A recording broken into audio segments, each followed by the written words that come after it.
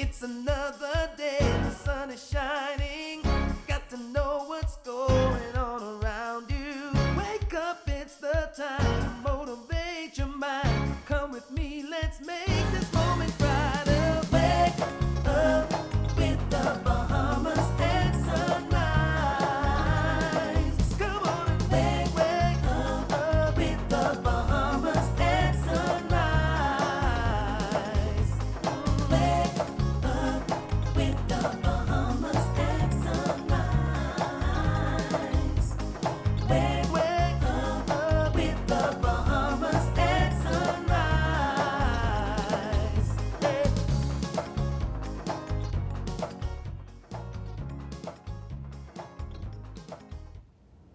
Good morning and welcome to Bahamas at Sunrise. We're up dead early on another marvelous Monday, and we're so happy that you can join us. My name is Mark Daniels. And I'm Darville Gardner, wishing a happy Monday to you. Happy Monday, everybody. It is very early. It's a slow morning for all the 49ers fans out there. I don't know if y'all even out of bed yet. Y'all probably hiding underneath y'all 49ers sheets this morning, sipping out of that 49ers coffee cup. But congratulations to the Chiefs, Super Bowl winners, everybody out here who is a supporting fan of the Kansas City Chiefs, Patrick Mahomes, and the Taylor Swiftites. All of you have won yourself a ring. Congratulations. That was a great game, right?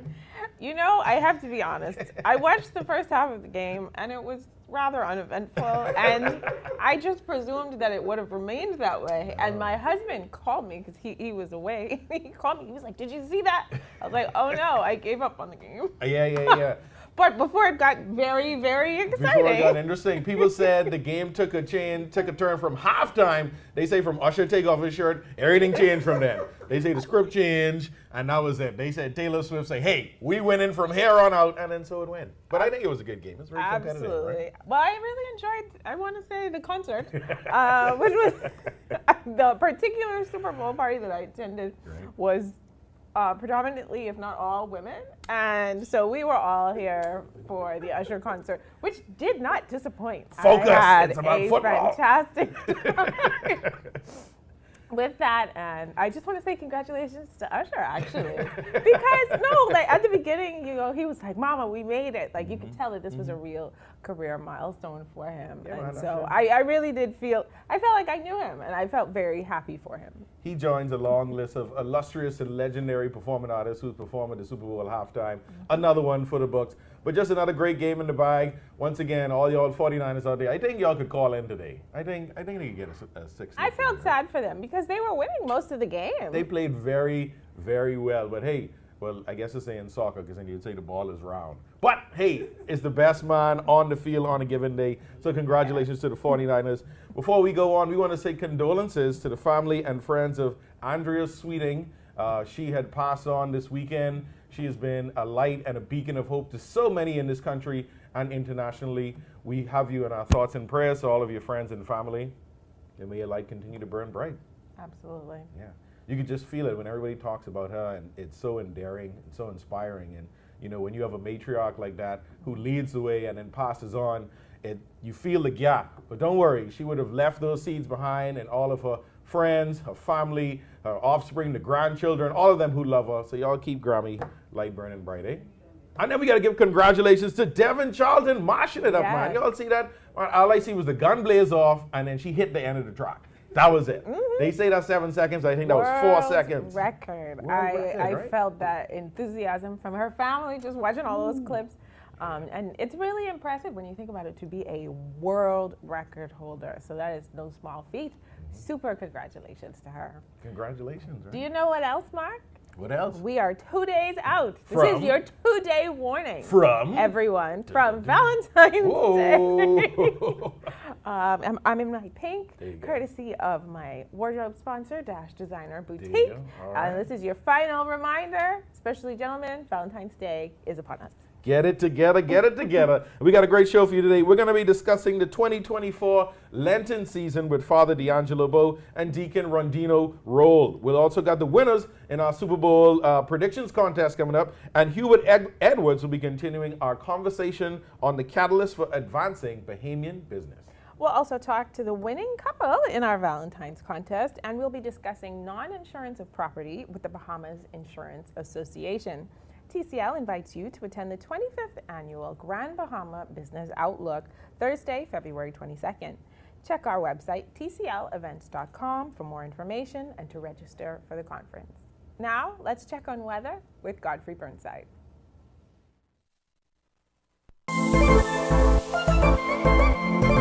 Weather at Sunrise, brought to you by NUA, the hands-on agency.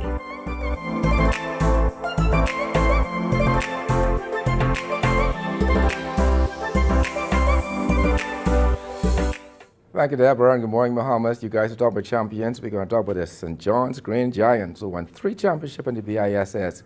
Go Green Giants. That's me. That's where I came from. Green Giants. When you first look at the weather this morning, high pressure downwind feature across the islands, and so we're going to look at some stable and warm conditions, but a cold front should move through sometime tomorrow morning over Grand Bahama by late morning, the afternoon hours across New Providence, bring a couple of showers along with it, and then we have a cool down for the remainder of the week. But today, partly sunny and warm. There's a chance of a few stray showers. Your high temperature 82 degrees Fahrenheit. Tonight, we're looking at partly cloudy skies on the mild side. A late night shower is possible. Your low going down to 70 degrees Fahrenheit. And some regional highs and lows across the Caribbean. Barbados 86 and 78. In Jamaica 89 and 75. In Trinidad 91 and 73. And the Texas and Caicos Islands 82 and 70. Across North America, Atlanta 59 and 41. In Boston, 47.35. In Miami, 18.71. Dallas, Texas, 55 and 39. And Toronto, Canada, 40 and 29. As you go the week, the cold front pass through, a mix of sun and clouds with a few showers along that frontal boundary. And then we clear for the remainder of the week and some cooler temperatures ahead of the front. Those temperatures in the low 80s at daytime, around the 70-degree mark. After that front passes, we're looking at the mid-70s at daytime and the low to mid-60s at nighttime. That puts her up in your first look at weather at sunrise. I'm Godfrey Burnside. Back to you, Mark.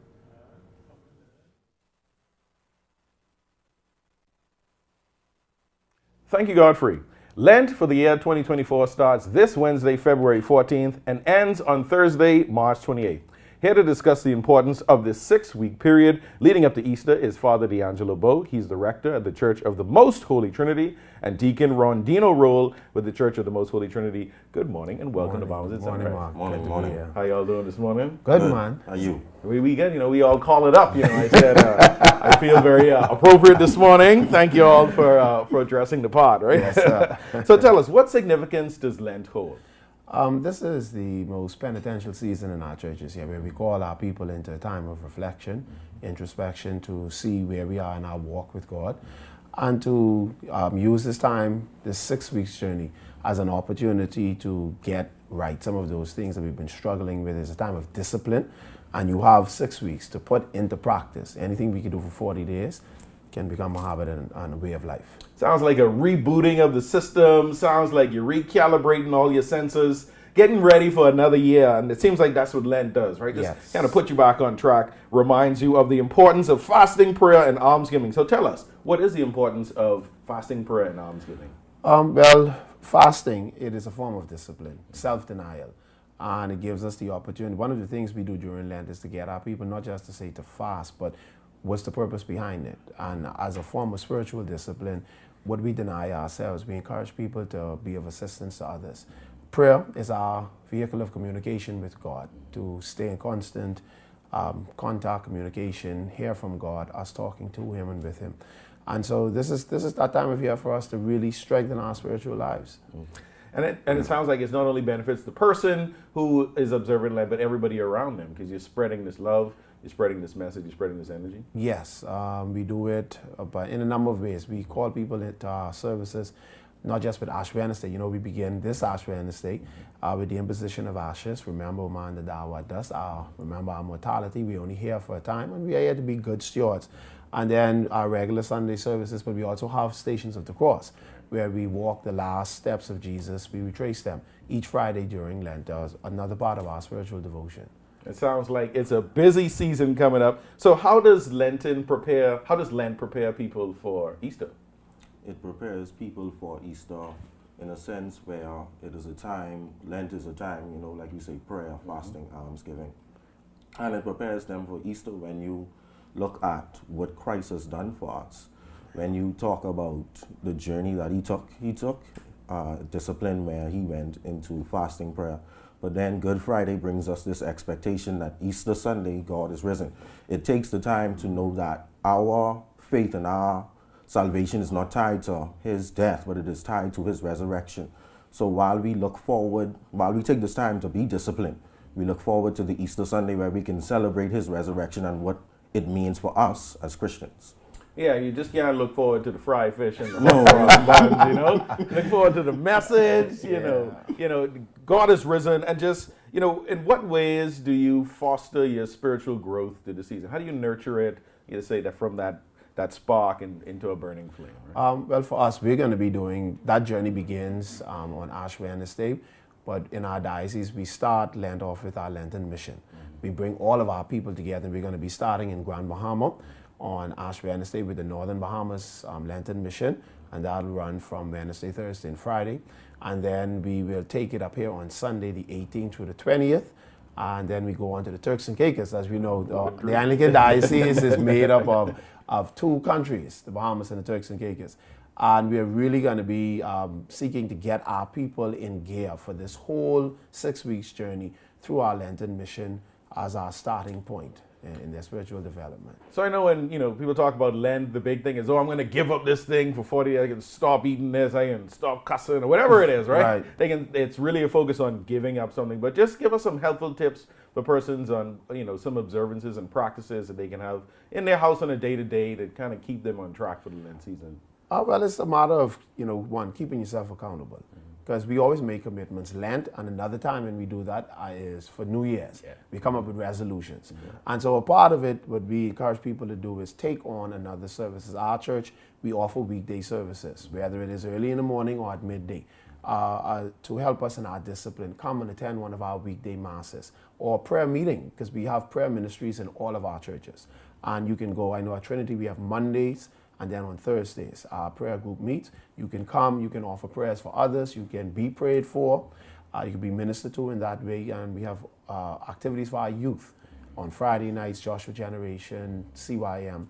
And so there's a myriad of ways where we encourage during this time. But if you put them into practice, because, you know, a lot of these things are absent. Yeah. And so as a part of the spiritual discipline, you can say, you know what, for Lent, let me take on some of these things. Let me become a part of the soup kitchen, that, you know, where I can help to minister to the human need that exists around us, help the ladies who are there in the soup kitchen. Mm-hmm. They're tangible ways. And once you do it during Lent, you can find that time that you use for that 6 weeks, you can carry that on beyond. Right. Whether it is prayer, whether it is fasting, whether it is attending a worship service or being involved in some ministry and outreach. So when someone observes Lent, what's that change in their spirit that they feel? Let's say from the beginning of Lent to when you get to Easter Sunday. What's that journey like? Go ahead, Deacon. I think it's a good journey, because I think if it's done in small steps, I think we always look at the mountain and say, boy, how can I climb this mountain? You know, it's so high, it's so big. But when we take it one day at a time and, you know, basically look at it and go about it in a sense that, you know, you don't eat an elephant just big, so you eat it one bite at a time. So when you look at one day becomes 1 week, and then by the end of this 40 days, you'll realize that you've accomplished this feat only by the grace of God, and not looking at the mountain so big or the elephant so big, but just, you know, one day at a time. And by the time you eat that elephant down, you charge up spiritually. You're walking around. People could feel it. They could see it. Yeah. And once again, it charges you up for the year and just. Yeah, some people, it gives you an opportunity to see that it's a process. Mm-hmm. And by going through it, you gain strength spiritually. You're able to accomplish things you didn't think. Mm-hmm. Become consistent in your prayer life. Like Deacon said, you take it one day at a time. Each morning you get up, make it an intentional act to say your prayers. Mm-hmm. Before you go to sleep in the night, do the same thing. Or to demonstrate an act of kindness each day to help somebody. And if you do that one day at a time, by the end of the journey, you have done this over this long period, this 6 week period of time. And it becomes habitual. Man, that sounds like the Lent season is ready to kick off with a bang. Yes. Right? And so with that, we just want to send an invitation out to all of our listeners to come on down to the Holy Trinity Activity Center in Stapleton Gardens, starting Sunday the 18th at 7 p.m. at our activity center. We are having our Lenten mission. We have coming to be with us the Reverend Dr. Canon John Rogers, who is the rector of St. George Parish in Barbados, a contemporary of mine. We were in seminary together, dynamic young minister, and he will be here to be our missioner. Awesome.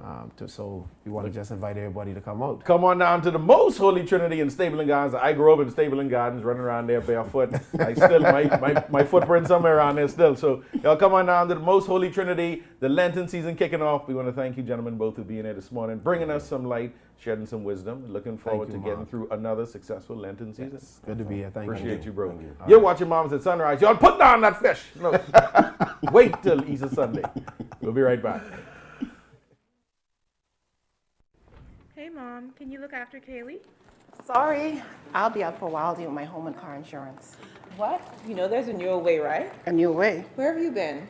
Look, go to newerinsurance.com, log in, get your quote, buy your insurance, done. You can even use it to manage your claim. Oh? By the way, it's not newer. It's N-U-A. Where's she been? Do it anyway with NUA Insurance Agents and Brokers.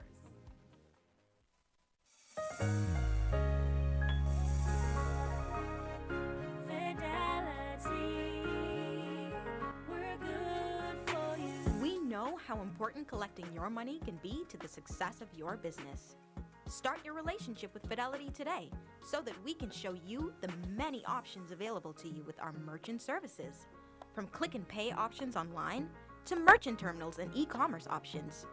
We're here to help your business succeed. For more details, speak to one of our business development officers at 356-7764 in Nassau or 352-6676 in Freeport.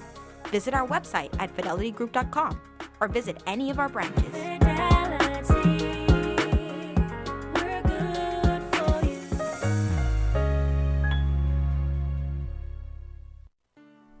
Meet Leno, your bridge to the future. Wealth planning, investments, corporate services, trust services, pension administration, fund administration, outsourced accounting, and payroll. When you think of financial solutions, think of Leno. Local or international, company or individual, Leno can help. Our team of skilled professionals has the experience and expertise needed for you to strive. Your goals are our goals and our priority. Leno will guide you to the right financial solution with the knowledge, resources, and support you need. Give us a call at 242-396-3225 or email us at info@lenobahamas.com to get started. Visit our website, www.lenobahamas.com, for more information today. Leno, your bridge to the future.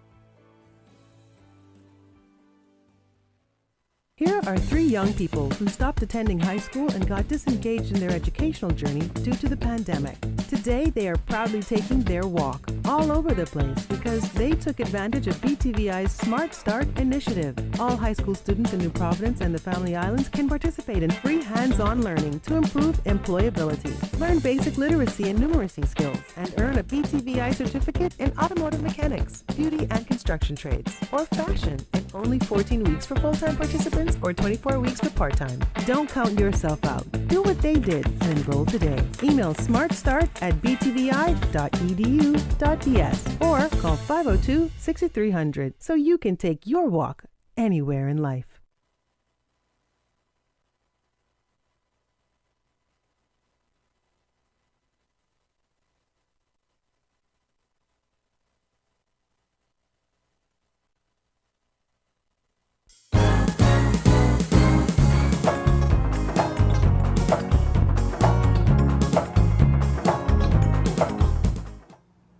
Welcome back. Valentine's Day is this Wednesday, and we asked couples the question, how did you know that your partner was the one for you? It is Kaithlyn Hepburn who won our hearts with her delightful story about her husband, Amardo Hepburn. They are here now to talk with us. Good morning and welcome to Bahamas at Sunrise. Good morning. Thanks for having us. Yes, of course. It's our pleasure. So Kaithlyn, we'll start with you. Why did you decide to enter the competition? Well, we are a newlywed couple, so I was intentional about having our journey to our first year anniversary special, every moment about it. I wanted to be special, so Valentine's Day was one of them. So you mentioned in your story that you didn't initially know that Amardo was the one, but you believe that God's plans are bigger than our plans. Yes. Talk a little bit about that. Okay, so at the time that I met Amardo, I was already in a relationship. I did not leave the relationship for him. For natural reasons, the relationship ended. But prior to it ending, and I found out about his interest in me, I told them, hey, I'm in a relationship, I'm not interested. So, good woman. Exactly. So, for natural reasons, the relationship ended, and we found ourselves talking one day, and he was like, hey, let me take you out. I was like, you've been being a nuisance to me all this time, so I might as well give it a try. So I did, and dating him was a bit scary. Nothing was wrong with him. He was attractive and everything, but he had 2 children, and then there was an age difference. But despite that, I fell in love with his personality and his character, and I'm happy everything worked out the way it did. I don't regret it at all. I hope so, Amardo. Did you always know she was the one? Yes, from the first time I met her. What was it about her that was so special? Well, prior to meeting her, 2 weeks before that, I had a prayer. I prayed. So I prayed for a strong woman who was God-fearing and who loved my kids and me. So when I saw her, I had a friend of mine by the name of Rev'd, and I was like, that's my wife. So from then. That is such a touching story. But that is so beautiful, just talking about the way that we all find ourselves in these paths. And you said you believe that God had a plan for you, yes. And you were praying, in pursuit of that plan, and you came together. So you've both been together for 7 years, and you recently tied the knot in December. So you are a real newlywed. Really new. Over that, I guess, 7-year period, and even now, what are the things that you do to keep that love alive? Well, first of all, you got to keep God first, right? And what I try to live by is try to be that same person you were when you first met, because that will keep the love fresh and exciting. So, yeah.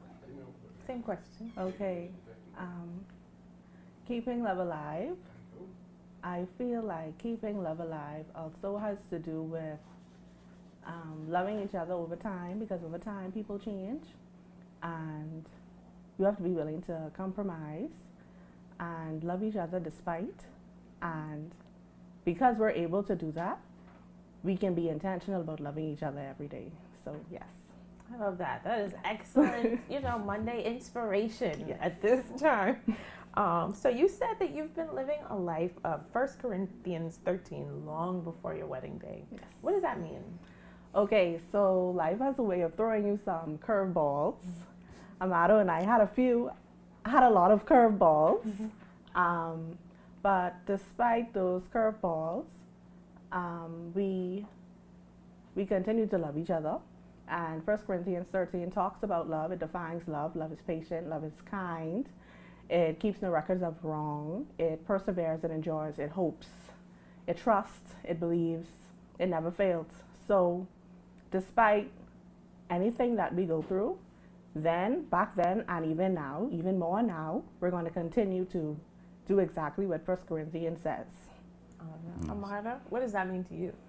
That means a lot, because this woman been here for me from the whole 7 years, through the ups and downs, with my kids as usual, and she also drives me to seek God more as well. So yes. Oh, this is just darling. I'm enjoying talking to you so much. I guess I'm inspired, obviously, but I'm someone who's found love. Lately, it seems like a lot of the conversations online or conversations with young people are that they don't think love is worth it, or they're into a very glamorized version of love, but not that everyday patience, kindness, gentleness. What advice would you have for people who think that true love like this isn't possible for them? Okay,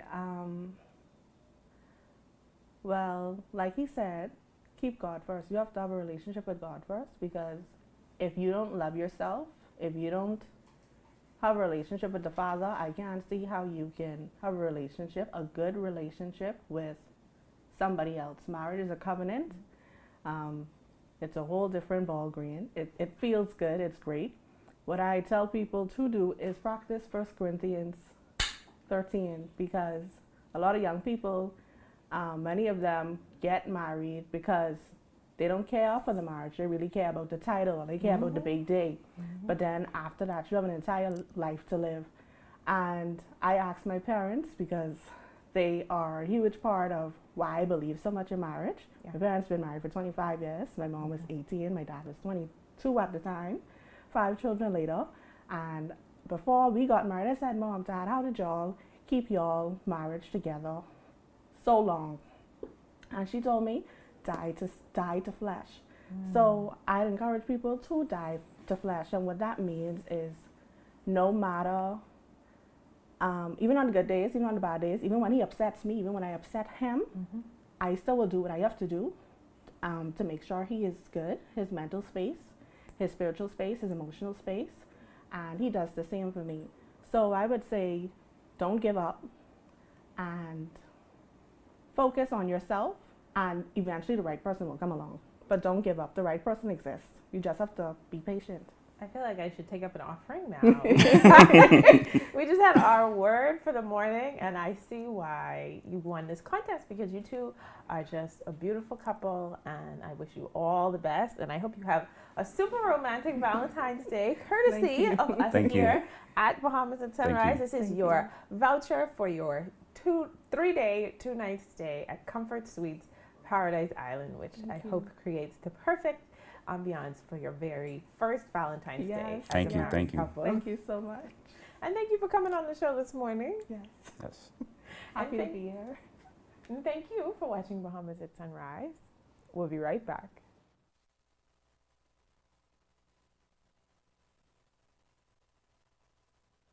Don't spend hours sending individual messages to your customers. Use SMS messaging instead.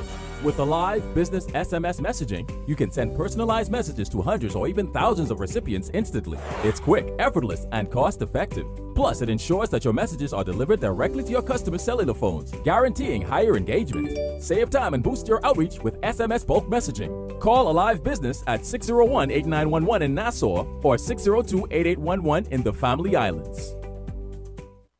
African Things is your one-stop shop for everything African. Make a bold fashion statement with vibrant colors and intricate patterns inspired by the beauty of Africa. Find trendy contemporary looks for every occasion and enjoy custom tailoring.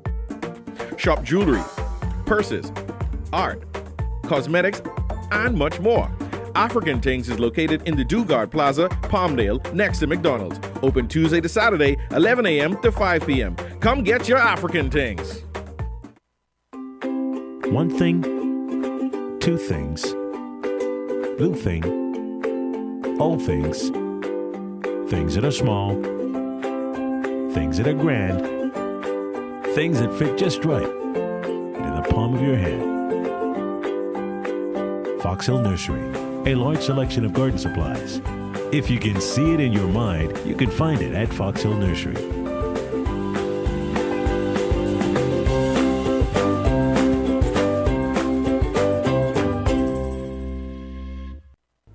Hi, I'm Ria Christina, and I'm super excited to be the new host of You and Your Money. A local international bank that has actually been closing some of their branches. It actually gives me an opportunity to share my views, my take on the financial matters. Even when we think about what's happening globally, we still have a lot of work to do in terms of having to educate business owners as to the importance, the economic impact, and how it is that we can look at improving the Bahamian economy. $1 billion.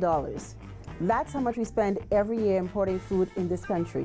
It also gives me an opportunity to have conversations, and that's meaningful conversations with thought leaders within our community, even having to see how it is that we can work together, or even the opportunities that may exist for many Bahamians. So I'm excited to be here and looking forward to the great conversations that's to come.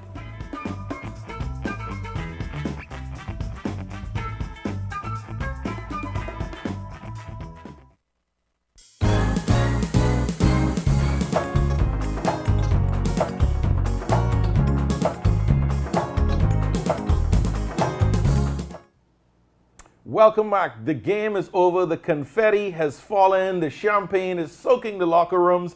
Thank you to everybody who played a part, who participated in our Super Bowl predictions game. But we have two contestants that emerged victorious overall. We have Phillip Poitier. He came in first, and Crystal Rolle came in second. Good morning, and welcome to Bahamas at Sunrise. Good morning. Good morning. Good morning. We appreciate y'all being here up dead early. I know it was a late night last night. I almost didn't make it. It was an exciting game. Here we are. We got the champions, the 49ers. Oh, no, the 49ers didn't win. The Chiefs. Sorry, I feel like I just played a trick on my friend Eric. But let's jump right into it. How do you think the game went? As expected. Yeah? Yeah. Mahomes comeback king. Yeah. Yeah, it's a dynasty, 3 in 7 years. No doubt. No doubt? No doubt at all. No doubt at all? No. Is that the same for you? Well, I guess I thought that team would win without a doubt, but they were fiery, they were ready to go. Mm-hmm.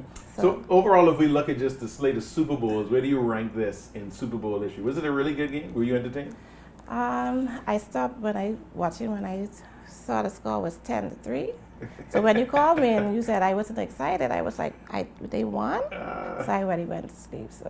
Yeah. So you saw that in the first half, but you knew that there was much more game to come, right? Yeah. Tell me, how did the game go for you? All right, so everybody went with the 49ers, and I was working at the time. I was watching the game on my phone in the car. Yeah. And when halftime came, I said, man, listen, this is Mahomes' time. With all the fumbles and all the theatrics and everything, I said, it's going to go just as expected. What do you think the best play of the game was? The last play, they call it the hot dog. What do you mean by hot dog? So they did not, this is receiver doesn't play the whole game. Right. And they put him in. So none of the defense looking at him. And at the last minute, he peels off. Catches the ball. That's slick. Yeah. That's slick. Was that his only catch for the game? His only catch for the game. What? Yes. That's a story. But what about you? What was the best play of the game for you? Was it the last play or something else stands out? Well, I think it was the last play because, everybody already write them off. So for them to come back like that, it was... Trust me, there was a lot of people who was there. They couldn't wait to see the Chiefs lose. Yeah. They was ready to jump on. All the Chiefs fans. Did you think the game would go to overtime at all? No, I thought that the Chiefs that defense would have held them back. I know it wasn't going to be easy, but I know that defense would have hold them back, and that eventually they would win. They would get through. They did say it was the battle of the defenses, right? Yes. And what about you? Did you smell an overtime coming, or are you?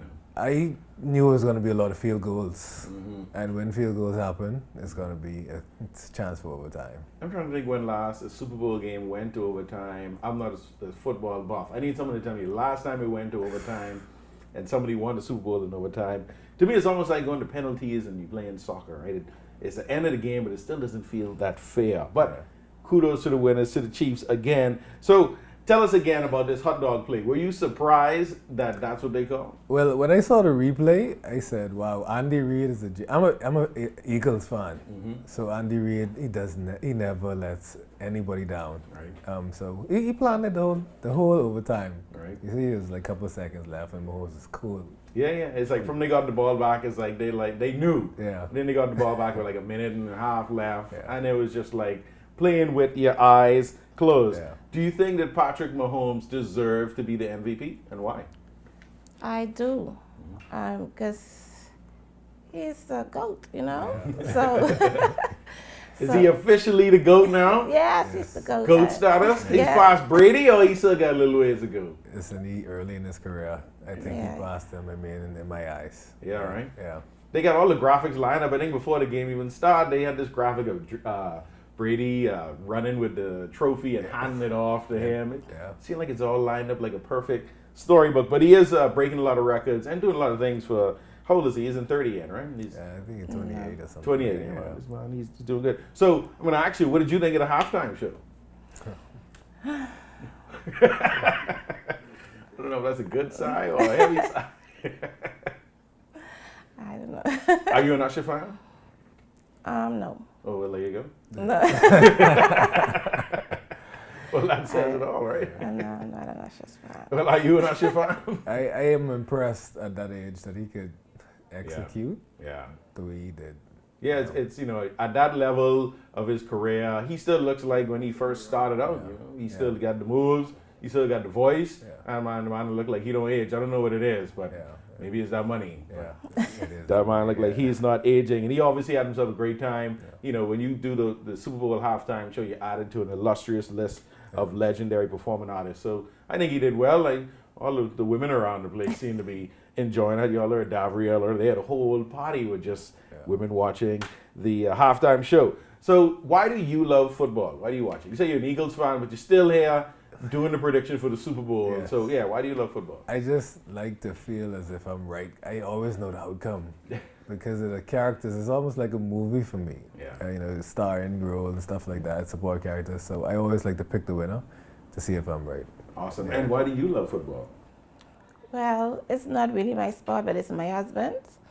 He watches every game. He's watching every game, no matter who's playing. So whether I want to watch football or not, I have no choice. It's on. Well, there you go. And here you are. They say good white, right? And here you are, Bahamas at Sunrise, winning these prizes. We thank you both for playing, and thanks to our sponsors for these great prizes. We have a weekend stay for two for you, Phillip, at Comfort Suites, Paradise Island. And we also have a case of Sans beer, courtesy of the Bahamian Brewery. And then we also have a $100 gift certificate to Super Value. Boy, I need to enter next year. Crystal Road, you came second. You will receive dinner for two at Cruzo's Restaurant at Comfort Suites, Paradise Island. A $100 gift certificate to Super Value. And a case of Sans light beer, courtesy of the Bahamian Brewery. Man, y'all will get on me. There you go. Here's your winnings, sir. Here's your winnings, ma'am. We appreciate y'all participating in Super Bowl predictions. What y'all got to say to everybody who didn't participate or who didn't win? Next year, make sure you participate. Make sure you're the first one to be there. Bahamas at Sunrise, this is it. There you go, Bahamas at Sunrise, this is it. Thanks to our sponsors again, Comfort Suites, and to Bahamian Brewery again. Thanks to you guys for participating, and we can see y'all next year. Yes. Next year. Next We can give year. y'all two cases, so you don't give me one. Thanks again for being on the show. We appreciate y'all. You're watching Bahamas at Sunrise, and we'll be right back.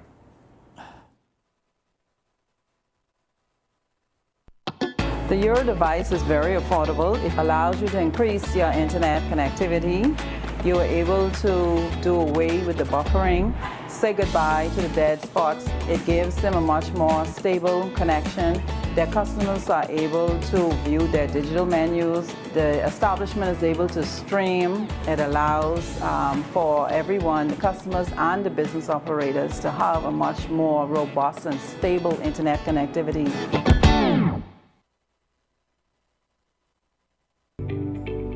Focal Holdings Limited is proud of its consistent growth and the financial success it continues to bring to many Bahamians who invest in the company. Focal is committed to ensuring optimal financial performance for its shareholders. Focal's leadership remains focused on superior customer service and operational excellence across all sectors. Focal. Comfort Suites Paradise Island is the best kept secret in the Bahamas. Located directly next door to the Atlantis Resort, you'll receive all the privileges of an Atlantis guest with all the benefits of a Comfort Suite stay. Enjoy everything Atlantis has to offer, including Aquaventure Water Park, plus all the amenities of Comfort Suites. Free Wi-Fi, free breakfast daily, and kids stay, play, and eat free. Visit ComfortSuitesPI.com.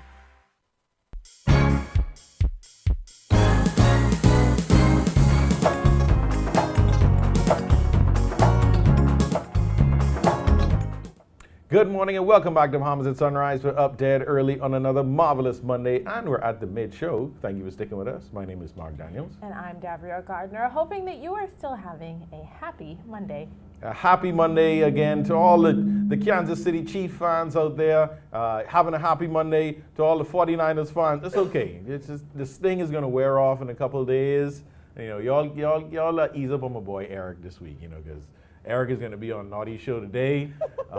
It's okay. You know, we got you, Eric. You were so close. Yeah. You'll get through this week and it can be all right. You know, people love to see you suffer, my friend. But yeah, just had a great first half of the show. Enjoyed my conversation with our winners for the Super Bowl prediction. They, I think Phillip been on the show plenty of time winning. He is an active participant. I think he's won the Valentine's Day contest previously. I think he's won like the look-alike contest, and now he got the Super Bowl. Man, he rocking them up. What I'm hearing is that it pays to watch Bahamas at It sunrise. does. It's the right thing to do. It does. It pays to watch Bahamas at sunrise, and we are going to keep it moving because we got a busy show. Jesus, love is a bubbling over. We've got more coming up in our second half. We're going to be continuing our conversation on the catalyst for advancing Bahamian businesses with Hubert Edwards. And we'll also be discussing non-insurance of property with the Bahamas Insurance Association. But before all that, we'll take our second look at weather with Godfrey Burnside. Weather at Sunrise, brought to you by NUA, the hands-on agency.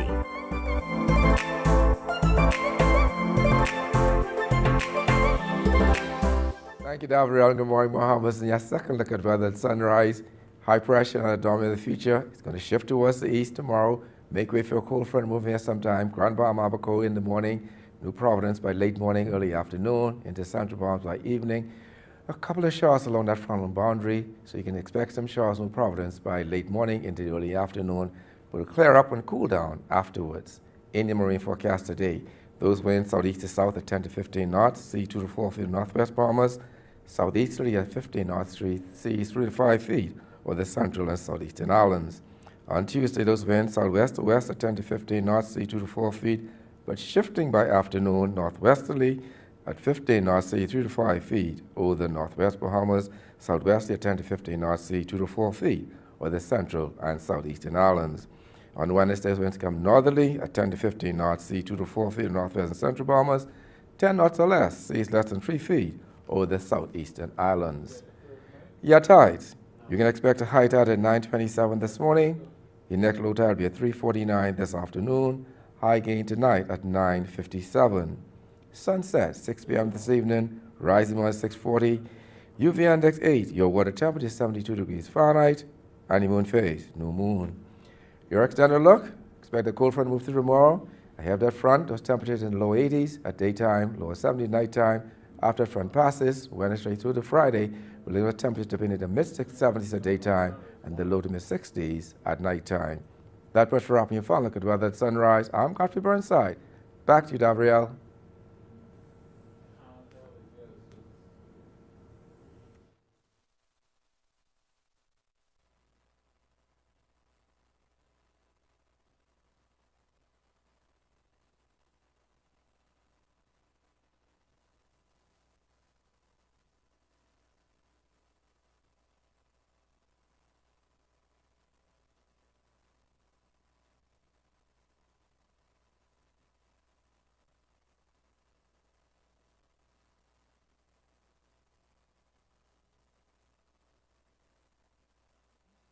Today, we are joined by Richard Darville, CEO of Bahamas First General Insurance, Dana-Munnings Gray, Acting Superintendent at the Insurance Commission of the Bahamas, as well as Rodney Bain, Supervisor of Communications, Business Intelligence, and Consumer Awareness at the Insurance Commission of the Bahamas. That is quite a title.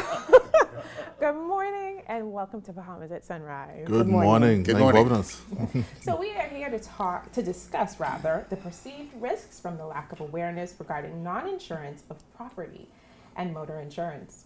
So first of all, let's start with what is non-insurance in the context of property or motor vehicle insurance? Right. I'll grab that question if you don't mind. Yeah. So that's essentially not having any type of insurance protection against the asset of your home or operating a motor vehicle on the roads, as the folks say, driving dirty, without any insurance coverage, and of course the exposures that come along with both of them. And speaking to those exposures, what are the risks of being non-insured or underinsured when it comes to those things? Again, non-insured, no, let's take it from a property standpoint. We face hurricane threats 6 months out of the year. We face fire 12 months out of the year. We have water damage. So you can sustain significant damage to your home without insurance. And of course, operating a motor vehicle, we see all of the incidents of accidents. We see persons being injured. what we want to encourage people to do is not to operate a motor vehicle at all without making sure you have insurance coverage and the protection that goes along with it. You know, for those who aren't necessarily riding dirty, or they do have insurance for their home, but they don't have sufficient, what does being underinsured look like in the event of a claim? Yeah, that's always a tricky one. So we've had quite a number of hurricanes in the Bahamas, and every time we go through the process, we still find persons not having adequate value on their insurance policy to cover the damage. Underinsurance basically says, look, just to use the mathematical example, if you are required to rebuild your home at $200,000, insure it for $200,000. Don't insure it for $100,000 just to save a premium, because at the end of the day, it's not going to give you the full performance of the policy that you want. Now notice, I didn't say a penalty, because we tend to use that term a lot. No. It's performance. The policy performs as it should. If you insure it as you ought to, you'll be fine. You know, for folks who need to assess, perhaps you'll have maybe an older couple. Well, I bought this house for $100,000 or $90,000, and now it will cost more. How do they assess the new value of their home, or the new value of rebuilding their home? Yeah. So, okay, me again.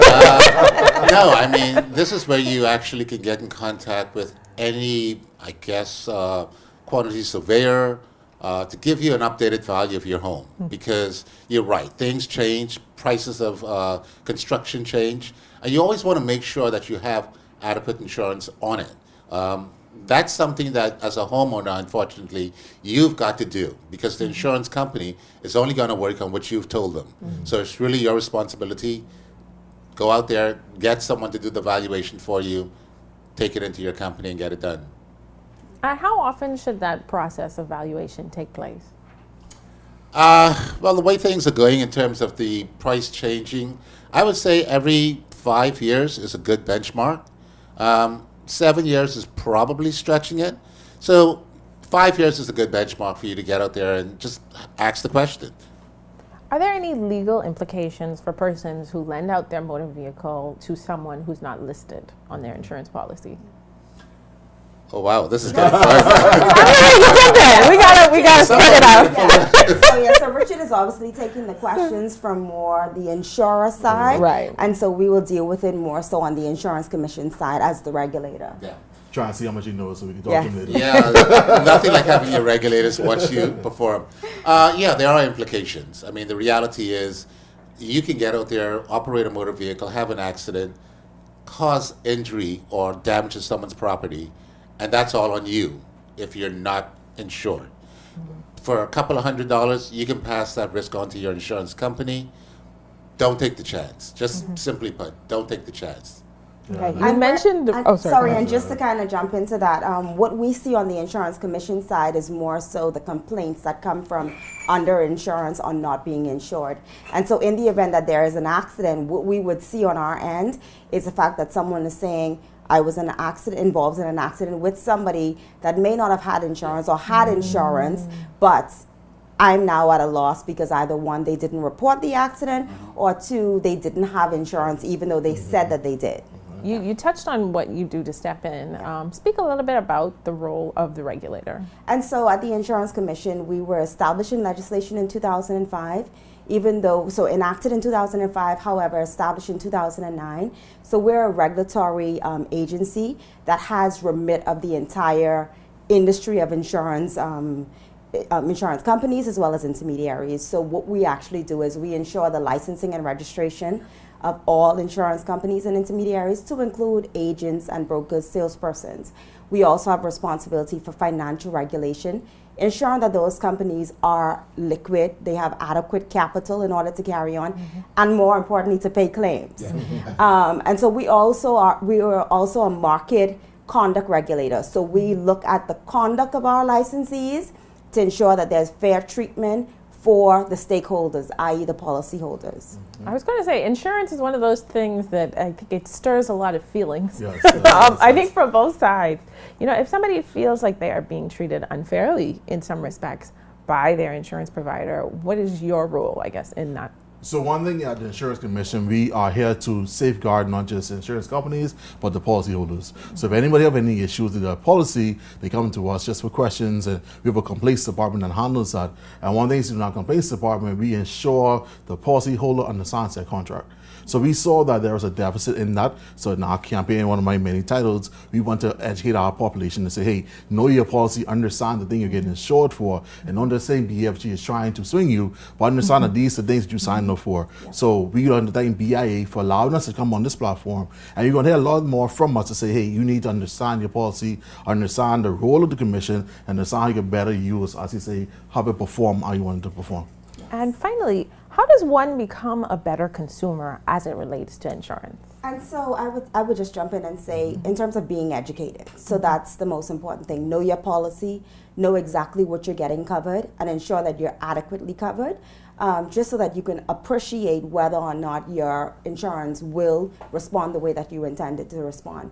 I will also say, if you follow us on Facebook, LinkedIn, Yes. and our social media pages, the Insurance Commission is ensuring that we do our part to educate the public. Sure. All right, and if somebody wants to get in contact with BIA? Yeah, so the Bahamas Insurance Association is there. You can follow us on, I guess, Facebook. But again, the whole thing is really awareness. I mean, it's the conjunction with the commission, it's the industry. We're doing our part to make consumers more aware of what they purchase and to get the proper performance going forward. Absolutely. So we all need to take an active role in being insured, pursuing insurance, making sure we know exactly what we signed up for so that in the day of trouble, we'll have everything that we need. That's correct. Thank you all so much for coming on the show this morning. Thank you for having us. Thank you. And thank you for watching Bahamas at Sunrise. We'll be right back.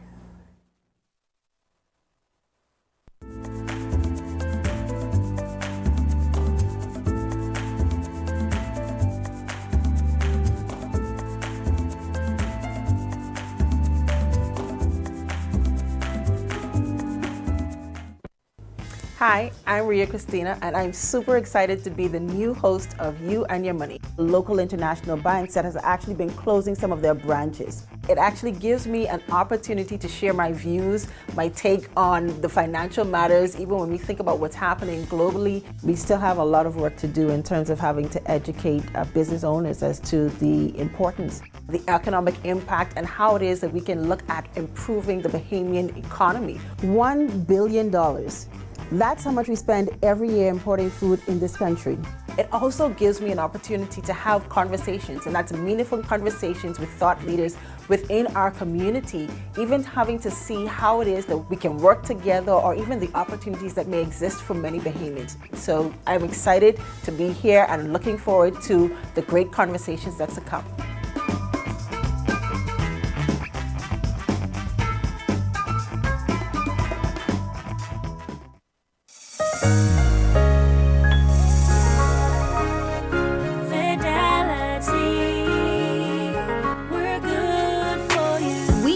How important collecting your money can be to the success of your business. Start your relationship with Fidelity today so that we can show you the many options available to you with our merchant services. From click and pay options online to merchant terminals and e-commerce options. We're here to help your business succeed. For more details, speak to one of our business development officers at 356-7764 in Nassau or 352-6676 in Freeport. Visit our website at fidelitygroup.com or visit any of our branches.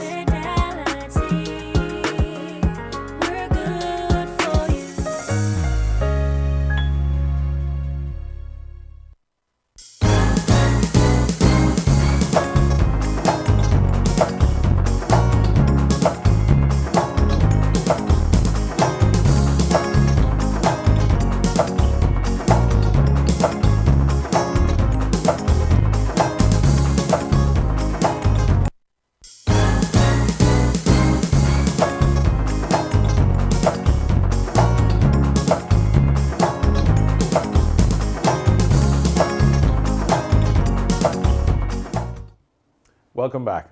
At the 33rd Bahamas Business Outlook held recently, a discussion was held with 3 leading business persons on the topic of the catalyst for advancing Bahamian businesses. And in this discussion, we had some wonderful insights, and we want to continue that on the show this morning. We have with us our good friend, Hubert Edwards, leading economist and strategist, who's come to give us a little more insight on that same topic, advancing Bahamian businesses. Good morning, and welcome back to Bahamas. Good morning. It's a pleasure to be here, man. Appreciate you, and always appreciate your insight. So let's jump right in. How important is it that we have a branding strategy for the development of business that is beyond 5 years? I think it's critical. When we talk about a branding strategy beyond 5 years, we always think about, the country, government, elections. I think it's very important that as a country, both the public sector and the private sector understand that the place that the country will go to is going to be as a result of collaborative effort. And businesses need to operate in an environment of certainty, or at least eliminate the uncertainty which they can eliminate. And so to the extent that we understand that the Bahamas has a particular vision, it has a particular direction, it has a outlook for certain aspect of its economy, whether it's in tourism, financial services, in the manufacturing arena, and so on and so forth. That clarity allows entrepreneur to be able to make the assessment, look very carefully and say, something, this is an area that I want to go into, or this is a moment that we can now look to reinvest, additional investment and growth. So, having a very clear vision, a very clear plan, and having an understanding of what the strategic thrust is absolutely critical. The investor, the business person needs to have confidence in the economic climate, confidence that you're on a path that's set and it isn't going to, divert every 5 years. I wonder, is this something unique to the Bahamas, or is this something seen throughout the Caribbean, or just with our system of governance? I don't think it's anywhere unique to the Bahamas. What happened is there's a political tension there's a tension between the normal growth of a country and the political direction. The reason for that is that the government that leads the country at any point in time, the administration, is made up of political people. And it's run by a political organization that has a separate measure of success. The political party's success is to win. And you have to now balance that. But it's not impossible to do. At the end of the day, I believe that it's supposed to be country first. And once you put the country at the forefront of exactly what is supposed to happen, and you say, look, in the next 10, 15, 20 years, this is where we want to be. Because we have come to understand and appreciate that short-termism have a huge price to pay. If we think about things only in small blocks, let me give you an example. Maybe a little bit off for some persons, but let's say you got an injury in your leg, right? And you decide, well, I'm not going to fix it. And you leave it over time, and then you get to the place where you have money, you can employ the best medical experts in the world. And then they look at your leg and say, well, we can fix it for you, but the only best outcome is to amputate it. That usually is the cause of not dealing with things now. That even though we get to the place down the road where we can better afford it, where we're in a better position, the outcome is suboptimal. Now we're hopping around on one foot rather than two where we can run. And so we have to be mindful that the things that we do today or not do today carry a cost, and so we must pay attention to that. I love the way you put that. I appreciate that. So in your mind, what are the two most urgent structural reforms needed to take us to the next level? There are no two most urgent structural reforms. There are a lot of urgent structural reform. But if you want two off the top, it would be energy. Because energy is so ubiquitous and it impacts like every sector of the economy, private and otherwise. And then certainly I think development of human capital is one which is necessary. And I say that on the backdrop of a recent IMF report, which clearly highlighted that we need to look at how we spend on education, how we spend on healthcare, and how we deal with social transfers. If the country is going to grow, the people must grow. The educational standard must improve. The capacity of the workforce must improve. And so we need to start to now think, how do we unleash those things? But, to close where I start, there are many structural issues which need to be grappled with, and we need to go ahead and deal with them. So at the Bahamas Business Outlook, moderator Crystal Sands Feast, she said that climate change is an existential threat to business, and that businesses need to hear from policymakers to plan for future investment. What do you think? What does climate change play in the future of business in the Bahamas? It's the new topic. And climate change is not going to go away. It's going to be here. I have my own views on that. I'm not against the people who say, well, there is climate change. Yes, there definitely is. The way we go about it, I think, is important. The point Ms. Sands made, I think, should be accepted. In order for us to move the country forward, right, government facilitates and the private sector executes. It's the private sector that grows the country. I don't care which government it is. Governments usually take credit, and rightly so, for whatsoever success is realized. But at the end of the day, it's a private sector that creates jobs. It's a private sector that makes things happen in the country. And so if we come to the point where we understand that there are these issues which create roadblocks, which create obstacles, and the government sometimes is in the best position through their policy statements to kind of clear the path for businesses. And that's what they should do. If they clear the path, they create an environment where business can develop and grow, then there you have it. So the clarity that she's calling for, tell us what you think about this, tell us where you want to go, tell us where you think we should be, and then allow us to plan around that. And it's a part of a dream team where government and private sector come together in a collaborative way.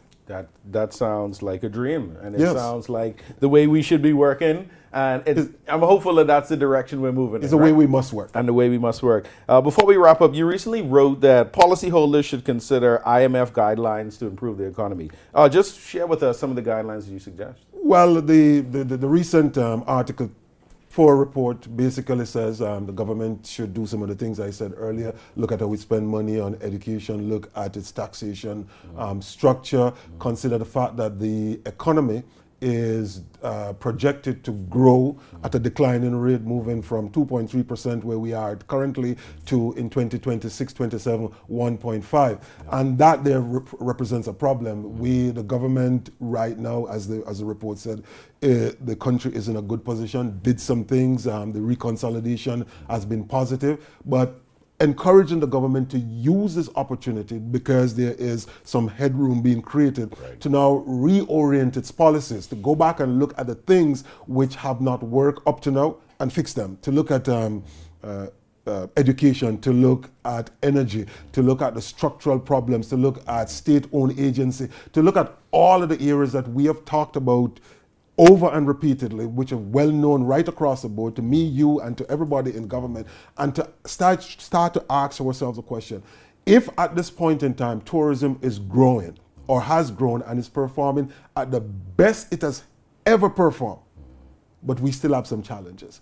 It's like, let's say it's a race and you go into this race, you are at the Olympics, you want to make the podium, but you come 6th, but you run your PB.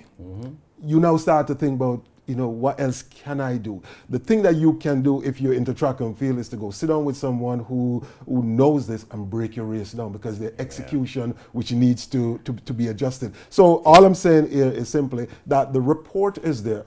The IMF cannot tell the government to do anything, but it made some reasonable suggestions in my mind. And I think if those are taken into consideration, they could inform the direction going forward. And it's not widely different from what we say anyway. Very well said. You said we want to prevent that amputation, like you said earlier. Brother Edwards, we appreciate you coming on the show again. We always appreciate your insight and your wisdom. We look forward to continuing this conversation and this discussion. We want to have you back to talk about tax reform and the ease of doing business. Want to hear your tax reform is going to be an important thing. Appreciate you again. Thank you for joining us at Bahamas at Sunrise. Pleasure. You're watching Bahamas at Sunrise. We'll be right back.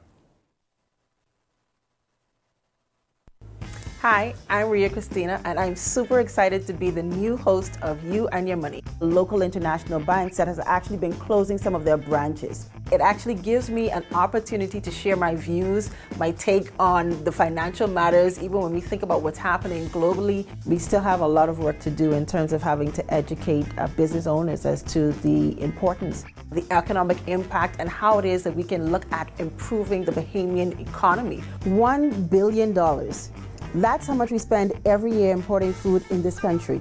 It also gives me an opportunity to have conversations, and that's meaningful conversations with thought leaders within our community, even having to see how it is that we can work together or even the opportunities that may exist for many Bahamians. So I'm excited to be here and looking forward to the great conversations that's to come.